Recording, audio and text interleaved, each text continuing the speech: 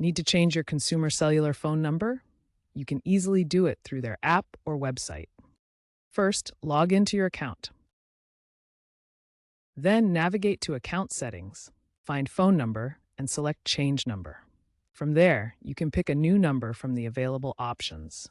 Keep in mind there may be a small fee, typically $15 to $20, unless you've been a customer for over 6 months and your account is in good standing. For those bringing a number from another provider, ensure you have your account details ready, as porting can take 24 to 48 hours. Remember, Consumer Cellular has enhanced security, so you will need to verify your identity with two-factor authentication.